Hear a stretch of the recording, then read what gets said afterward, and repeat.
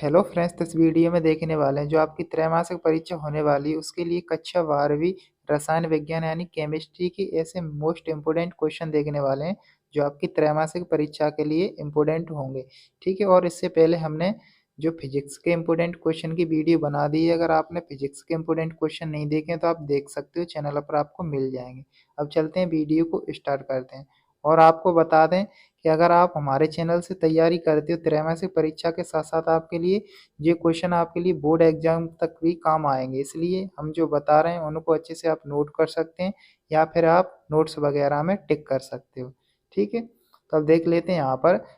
और ये क्वेश्चन आपको त्रैमासिक परीक्षा का जो सिलेबस है शैक्षणिक कैलेंडर 2025-26 के अकॉर्डिंग बनाए गए हैं। ठीक है, तो यहाँ पर देख लीजिए चैप्टर पहला बिलियन। तो देखिए बिलियन चैप्टर आपको भी पता है सबसे बड़ा है, तो बिलियन से ज़्यादा क्वेश्चन रहेंगे बिलियन वाले चैप्टर से। तो आपको घबराना नहीं है कि इतने इंपॉर्टेंट क्वेश्चन हम याद करेंगे तो फिर इंपॉर्टेंट क्वेश्चन ही क्यों याद कर रहे हैं। लेकिन आपको पता है कि आपको बोर्ड एग्जाम भी देना है, ये बात जरूर ध्यान में रखना है आपको। अगर आप अभी से कम क्वेश्चन याद करने लगोगे तो फिर बोर्ड एग्जाम कैसे दोगे, ये आप दिमाग से सोचो। इसलिए हम जो बता रहे हैं उनको टिक कर सकते हो या फिर लिख सकते हो, लेकिन आपको याद तो करना है। तब चलते हैं, पहला क्वेश्चन आप यहाँ पर देख लीजिए। पहला क्वेश्चन है विलयन किसे कहते हैं, समपरासी विलयन को समझाइए। इस क्वेश्चन को आपको किस प्रकार से याद करना है, देखिए विलयन की परिभाषा याद कर लेनी है और आप थोड़ा विलयन के प्रकार वगैरह याद कर सकते हो, जैसे संतृप्त विलयन, असंतृप्त विलयन, इनको भी आपको पढ़ लेना है थोड़ा। और समपरासी विलयन क्योंकि 2 नंबर में इससे आता है इस चैप्टर से, तो आप क्वेश्चन बना के लिख सकते हो। अगला क्वेश्चन है कि जो निम्न पर टिप्पणी लिखिए। टिप्पणी में आपको पहला आप यहाँ पर देख लीजिए मोलरता, सेकंड मोललता और थर्ड मोल अंश, या फिर इसका नाम आ सकता है दूसरा मोल प्रवाज के नाम से भी आ सकती है। अगला है पीपीएम सांद्रता और नॉर्मलता। आप फॉर्मलता भी याद कर सकते हो लेकिन नॉर्मलता इंपॉर्टेंट है। अब देखिए इनसे आपको पता है कि एक टिप्पणी जरूर आती है, या तो मोलरता आ जाए या फिर मोललता आ जाए या फिर मोल प्रवाज या फिर पीपीएम सांद्रता, लेकिन आपको सभी को याद करना है। ठीक है, अब अगला क्वेश्चन देख लीजिए। अगला क्वेश्चन है अणुसंख्यक गुणधर्म क्या है, किन्हीं 2 अणुसंख्यक गुणधर्मों को समझाइए। तो इसमें अणुसंख्यक की परिभाषा याद कर लेनी है आपको और किन्हीं 2 अणुसंख्यक को याद कर लेना है। अगला है हेनरी का नियम लिखिए और इसके अनुप्रयोग, बहुत इंपॉर्टेंट क्वेश्चन है। और अगला है राउल्ट का नियम लिखिए, इसका गणितीय व्यंजक। आपको पता है राउल्ट का नियम कितना इंपॉर्टेंट क्वेश्चन है, तो आपकी त्रैमासिक परीक्षा के साथ साथ बोर्ड एग्जाम के लिए भी इम्पोर्टेंट रहता है। तो इसलिए आपको राउल्ट का नियम वाला क्वेश्चन आपको ऐसा याद होना चाहिए कि आपको बिल्कुल ही कोई प्रॉब्लम ना हो, यानी बिल्कुल ही भूले ना। तो राउल्ट के नियम को तो अच्छे से याद कर लो इस चैप्टर से। अगला है आदर्श एवं अनादर्श विलयन किसे कहते हैं, इनमें अंतर। देखिए इनमें 2 क्वेश्चन ऐड हैं, लेकिन आपको 2 क्वेश्चन आप याद नहीं करोगे, एक क्वेश्चन थी 2 बना सकते हो। कैसे बना सकते हो, देखिए आप याद कर लो अंतर किसमें, आदर्श और अनादर्श विलयन में अंतर याद कर लो। अंतर के पॉइंट याद कर लो 5 से 6।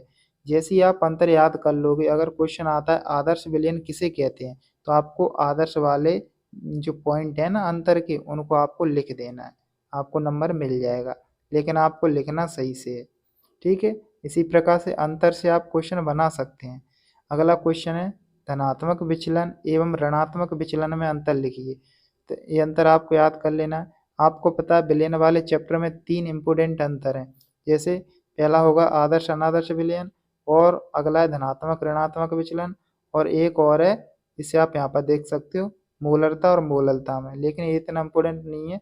लेकिन आपकी जो त्रैमासिक परीक्षा है ना, इसमें आ सकता है ये। ठीक है,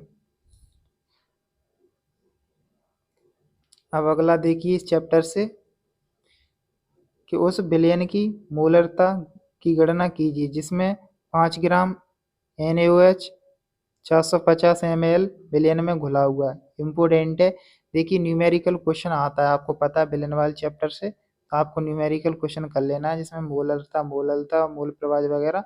लेकिन आपके लिए जो एनसीईआरटी बुक से है तो इम्पोर्टेंट क्वेश्चन है। ठीक है, इसको आप लगा के जाना है।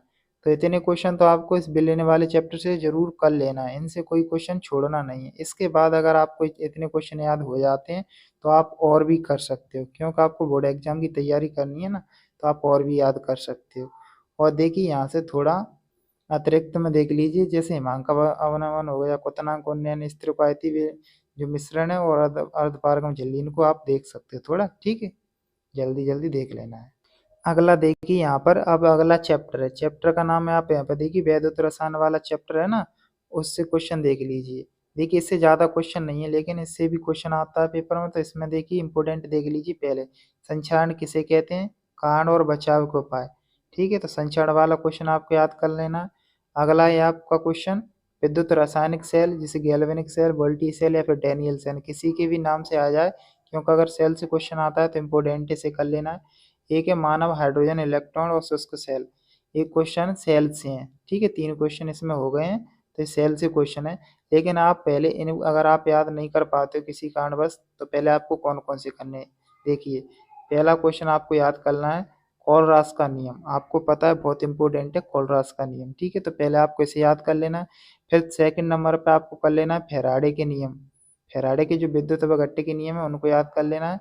और फिर इसके बाद देखिए आप यहाँ पर जो आपके पेपर में जरूर पूछे जाते हैं यहाँ से क्वेश्चन, जैसे कि निम्न को समझाइए, निम्न में से आपको विशिष्ट चालकता है ये आपको याद कर लेनी है, आणविक चालकता इसे याद कर लेना है, और तुल्यांकी चालकता, तीनों चालकता बहुत इंपॉर्टेंट होती हैं आपकी, ठीक है, तो आपको तीनों चालकता याद कर लेनी है। फिर इसके बाद एक क्वेश्चन है सेल स्थिरांक वाला और नरस्थ समीकरण वाला, तो सेल स्थिरांक भी बहुत इंपॉर्टेंट है, इसलिए सेल स्थिरांक को भी आपको याद कर लेना है, तो ये क्वेश्चन जरूर याद कर लें, ठीक है। इतने क्वेश्चन याद करने के बाद आप देखिए इनको इस चैप्टर से कर सकते हो, ठीक है, इतने तो हमने इम्पोर्टेंट बता दी। अब कोई स्टूडेंट ऐसा है कि वो ज़्यादा क्वेश्चन याद कर सकता है, उसकी क्षमता है कि वो और भी याद कर सकता है, तो वो कर लेना है इसे। प्रबल विद्युत अपघट्य, दुर्बल विद्युत अपघट्य वाला क्वेश्चन कर लेना। बैटरी से सेल, प्राथमिक बैटरी द्वितीयक बैटरी में अंतर कर लेना, लवर सेतु का कार्य कर लेना, और किसी विलयन की चालकता तनुता के साथ क्यों घटती है, इस क्वेश्चन को कर सकते हो। तो ये एक्स्ट्रा क्वेश्चन है, ये एक्स्ट्रा है, ठीक है, इस चैप्टर से एक्स्ट्रा, लेकिन इम्पोर्टेंट हमने जो पहले बताए वही है जो जरूर आपको याद कर लेने हैं। देखिए आपकी अगर इम्पोर्टेंट क्वेश्चन ही आप तैयार करते चलोगे तो आप बोर्ड एग्जाम में आसानी से नंबर ला सकते हो, ठीक है, क्योंकि सिलेबस आपका यही रहे आने वाला है आगे भी, तो आपको अभी से याद करके अच्छे से चलना है। अगला देख लीजिए, अगला चैप्टर है यहाँ पर डी और एफ ब्लॉक के तत्व, इस चैप्टर आपका सिलेबस में दिया हुआ है त्रैमासिक के लिए, तो आप यहाँ पर देखिए संक्रमण तत्व किसे कहते हैं, क्वेश्चन आप कर लेना, जिसका अगला नाम ऐसे आ सकता है डी ब्लॉक के तत्व, ठीक है, इसकी विशेषता इलेक्ट्रॉनिक विन्यास जरूर याद कर लेना, क्योंकि इलेक्ट्रॉनिक विन्यास आपके ऑब्जेक्टिव में आ सकते हैं, जैसे सही विकल्प, रिक्त स्थान वगैरह में आ सकते हैं, इसलिए साथ ही साथ दोनों का इलेक्ट्रॉनिक विन्यास कर लेना है। और आंतर संक्रमण तत्व जिसका नाम है एफ ब्लॉक के तत्व, इसे भी आपको कर लेना है, इसका भी इलेक्ट्रॉनिक विन्यास कर लेना है, ठीक है। और वैसे तो आप ऐसे जो अंतर है ना डी और एफ ब्लॉक के तत्व, वहां से भी बना सकते हो दोनों क्वेश्चनों को। अगला देखिए यहाँ पर अगला क्वेश्चन है तीसरा, लेथेनाइट संकुचन क्या है, इसका कारण और परिणाम लिखिए, बहुत इंपॉर्टेंट क्वेश्चन है, लेथेनाइट संकुचन आपको जरूर याद कर लेना है, ठीक है।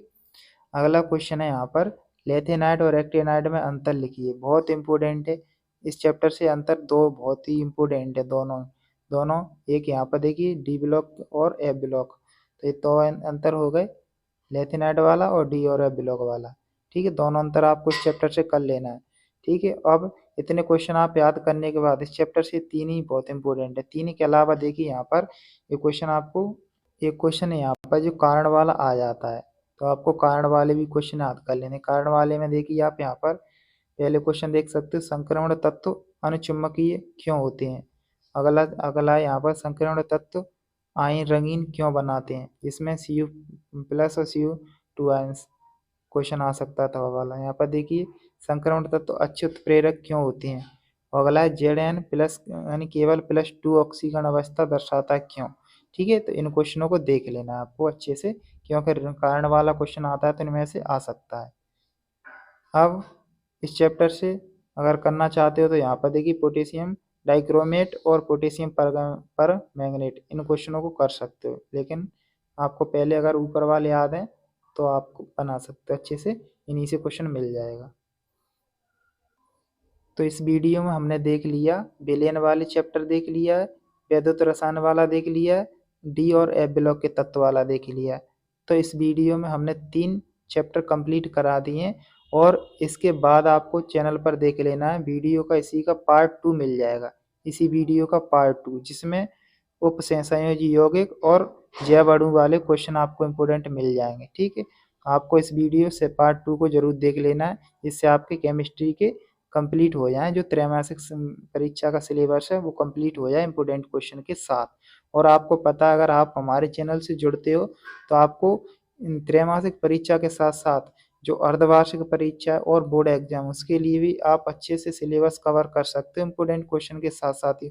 और आपको साथ ही साथ हम अपने चैनल पर जो वस्तुनिष्ठ प्रश्न है, जो आपके पेपर में 28 नंबर के ऑब्जेक्टिव आते हैं, तो हम आपको बोर्ड एग्जाम के लिए वो भी आपको अभी से करा देंगे। ठीक है, तो आप चैनल से जुड़ सकते हो।